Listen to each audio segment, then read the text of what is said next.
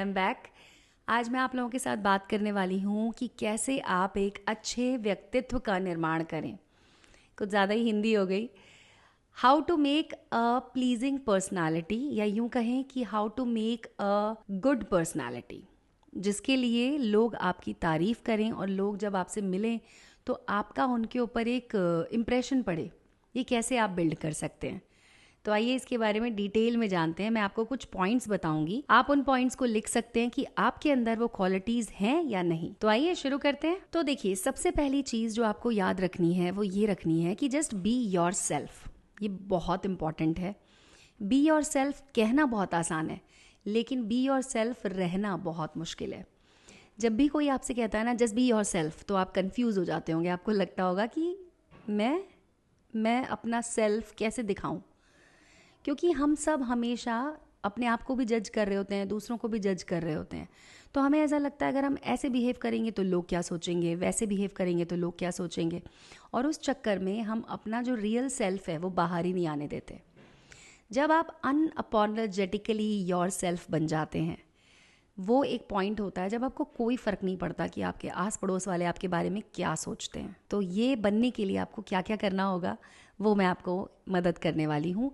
और ये पॉइंट्स अगर आपके अंदर नहीं है तो ऐसा नहीं है कि आप इन्हें बना नहीं सकते, आप इन्हें टाइम के साथ एक्वायर कर सकते। तो अगर आप भी बी योर सेल्फ बनना चाहते हैं तो सबसे पहले तो आपको अपने बारे में अवेयरनेस लानी होगी कि आप खुद को कितना जानते हैं। तरह तरह के लोग होते हैं। हम जब अपने आप को हर बात के लिए जज करना छोड़ देते हैं, तब हम बी योर सेल्फ की कैटेगरी में आ जाते हैं।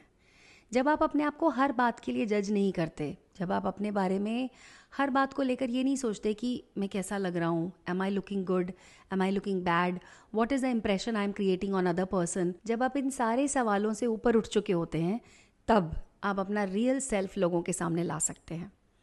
तो अवेयरनेस कैसे लाएंगे आप अपने अंदर? आपको ये पता होना चाहिए कि आपकी वैल्यूज़ क्या है, आपको क्या करना अच्छा लगता है और क्या करना आपको नहीं पसंद है। तो जब कोई आपसे कहे कि ये काम करना है और वो काम आपको नहीं पसंद, तो आप सिंपली मना कर सकते हैं, पोलाइटली, लेकिन हाँ फर्मली आप मना कर सकते हैं। और ज़रूरी नहीं है कि आपको लोगों को खुश करना है।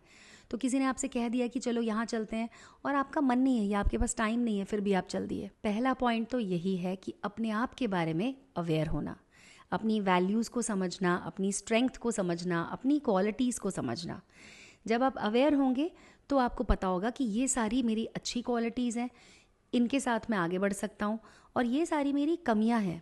दूसरा पॉइंट है पॉजिटिव एटीट्यूड। आप जो जनरली आपकी जो लाइफ चल रही है उसके बारे में आपका कैसा रवैया है? क्या आप हर बात को लेकर स्ट्रेस में चले जाते हैं? क्या आप हर बात को लेकर नेगेटिव थिंकिंग में चले जाते हैं? ऐसा हो गया, अब क्या होगा, लाइट चली गई, अच्छा यहाँ तो हमेशा लाइट जाती रहती है। या फिर कोई मैच हार गया, अरे हमारी तो टीम ही ख़राब है। क्या आपकी नेगेटिव थिंकिंग है, या आप हर एक सिचुएशन में कुछ ना कुछ पॉजिटिव ढूंढ लेते हैं? जैसे कि कई बार लोग ट्रैफिक जैम में फंसे होते हैं, तो इस वजह से उन्हें ड्राइव करना अच्छा नहीं लगता। लेकिन आप एक बात सोचिए, अगर आप पॉजिटिव एटीट्यूड रखेंगे तो जब आप ड्राइव कर रहे हैं और ट्रैफिक में फंस गए हैं, तो आपको सोचना चाहिए कि आप अकेले अपने आप के साथ टाइम बिता रहे हैं। आप उस टाइम पर अपने मनपसंद गाने सुन सकते हैं और ट्रैफिक का मज़ा ले सकते हैं, है ना? कुछ अलग बात है ना ये। हो सकता है आप इसके साथ रेजोनेट ना करें, लेकिन अगर आप पॉजिटिव माइंडसेट लेकर आएंगे तो आप मेरी बात से ज़रूर एग्री करेंगे। तीसरा पॉइंट है इफ़ेक्टिव कम्युनिकेशन। क्या आप अपने मन की बात इफ़ेक्टिवली लोगों को बता पाते हैं बिना भावनाओं में बहे? कई बार ऐसा होता है कि लोग अपने आप से इतना ज़्यादा भरे हुए होते हैं कि अपने मन की बात किसी को बता ही नहीं पाते। उन्हें ये लगता है, या वो इतना ज़्यादा ओवर थिंकिंग में रहते हैं कि कोई भी बात कहने से पहले 100 बार सोच लेते हैं कि अगर मैंने ये बताया तो वो ये सोचेगा, और अगर मैंने ये कह दिया तो फिर ये जवाब आएगा। उस चक्कर में वो अपनी बात को सामने रख ही नहीं पाते हैं। तो क्या आपको ये स्किल आता है इफ़ेक्टिव कम्युनिकेशन का? आप अपनी बात बिना किसी इमोशन के सामने वाले को क्लियरली बता पाते हैं या नहीं? ये भी एक बहुत इम्पॉर्टेंट स्किल है जो कि आप टाइम के साथ एक्वायर कर सकते हैं। जब हमारी एज कम होती है तो हम चीज़ों को हमेशा किसी ना किसी इंसिडेंट से रिलेट करते हैं। जैसे कि कई बार लोग ऐसा सोचते हैं कि ये काम करना बुरा है, और अगर किसी एक इंसान ने वो काम कर दिया तो हम उस इंसान के बारे में बुरा सोचने लग जाते हैं। जबकि हमें ये सोचना चाहिए कि हर इंसान में पॉजिटिव नेगेटिव सारे शेड्स होते हैं। फिल्म नहीं चल रही है, सिर्फ बॉलीवुड ऐसी फिल्में बनाता है जहाँ पर एक हीरो है जिसके अंदर कोई नेगेटिव चीज़ है ही नहीं, या जब वो नेगेटिव था तो उसकी लाइफ में बहुत प्रॉब्लम्स थी, फिर वो पॉजिटिव हो गया और उसकी लाइफ एकदम से सही हो गई। पर वो जो नेगेटिव शेड्स हैं, उसकी जो नेगेटिव क्वालिटीज़ हैं, वो भी उसके साथ रहेंगी।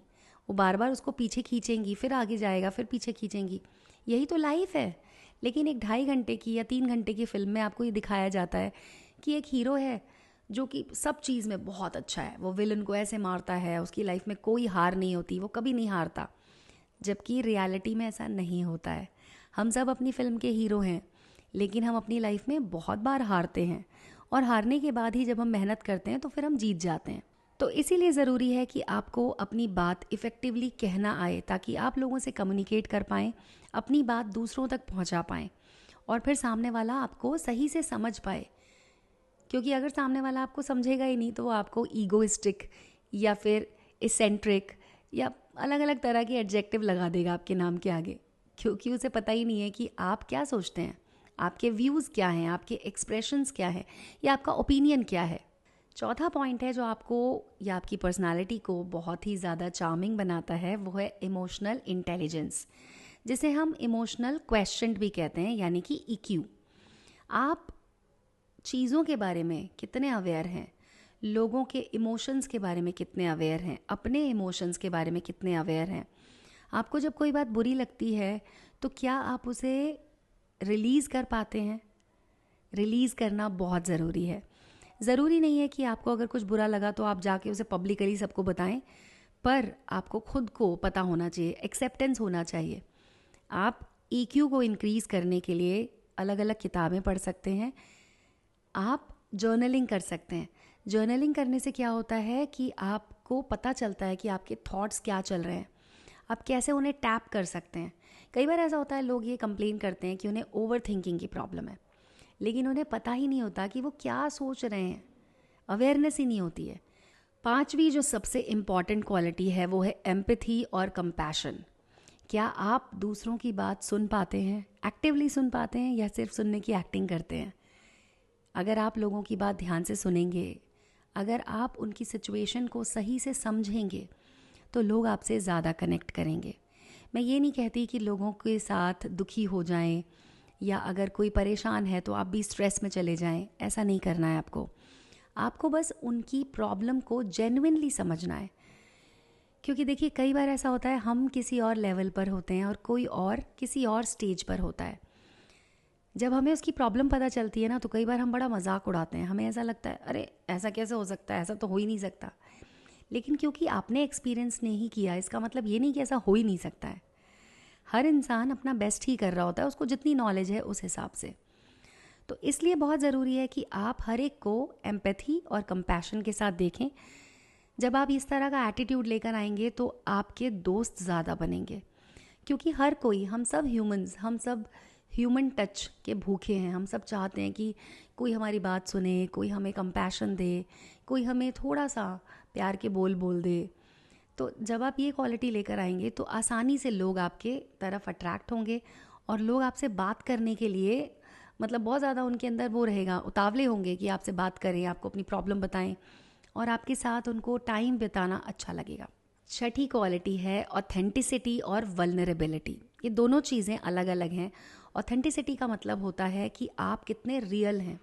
जैसा कि मैंने पहले पॉइंट में कहा था कि रियल होना बहुत ज़रूरी है। अगर आप अपने आप को एक्सप्रेस नहीं कर पा रहे हैं, अगर आप अपने बारे में बता नहीं पा रहे हैं, तो आप कैसे रियल होंगे। और वल्नरेबिलिटी का मतलब होता है कि कैसे आप अपने आप को दूसरों के सामने ओपन अप करते हैं without any fear of judgement.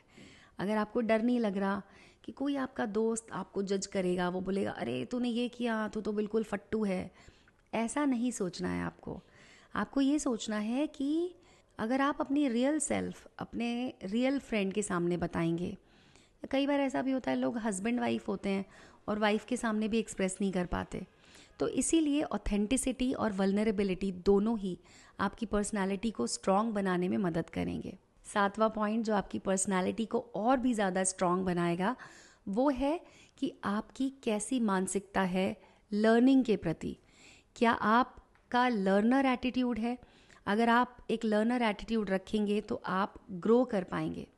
आपकी लाइफ में आप नई नई चीज़ें सीखते हैं या नहीं, या आप उस स्टेज में चले गए हैं जहाँ पर आप ये सोचते हैं कि बस अब मैंने स्कूल में जो पढ़ाई कर ली थी, अब मैं और कुछ नहीं पढ़ना चाहता, इतना ही काफ़ी है। क्या आप अलग अलग किताबें पढ़ते हैं? या अगर आपको ऐसा लगता है कि आपको कोई स्किल सीखने की ज़रूरत है तो क्या आप अपने ऊपर इन्वेस्ट करते हैं? कई बार लोगों को लगता है कि ये बेकार का खर्चा है, खुद के ऊपर क्यों इन्वेस्ट करना। लेकिन आप सोचिए कि आपके पास तो आप ही है ना। जो भी पैसा है, जो भी प्रॉपर्टी है, वो आपको नहीं पता कि वो कब तक आपके पास रहेगी, लेकिन आप अपने आप के साथ जीवन भर रहेंगे। इसीलिए जब आप एक लर्नर एटीट्यूड लेकर आते हैं और अपने ऊपर इन्वेस्ट करते हैं, अपनी खुशियों पर, अपनी ग्रोथ पर, अपने माइंडसेट पर, तो आपकी पर्सनालिटी और भी ज़्यादा स्ट्रांग बनती है और आप as a human being grow करते हैं। तो ये तो थी मेरी 7 क्वालिटीज़ जो मैंने आपको बताया, जिन्हें अगर आप अपने अंदर लेकर आते हैं तो आपका एक बहुत ही ज़्यादा मजबूत व्यक्तित्व बनेगा और आप लोगों को इम्प्रेस कर पाएंगे, एक अलग छाप छोड़ पाएंगे। आपके अंदर इनमें से कितनी क्वालिटीज़ हैं, आप मेरे वीडियो के कमेंट सेक्शन में लिखकर मुझे ज़रूर बताइएगा। और आपको क्या लगता है कि इसके अलावा और कौन सी क्वालिटीज़ होनी चाहिए, वो भी आप वीडियो के कमेंट सेक्शन में लिखकर बता सकते हैं। और अगर आप किसी और टॉपिक पे चाहते हैं कि मैं वीडियो बनाऊं तो वो भी आप ज़रूर लिख के मुझे बताइएगा। तो नेक्स्ट वीडियो मैं आपके टॉपिक पे बनाऊंगी। थैंक यू सो मच इस वीडियो को देखने के लिए।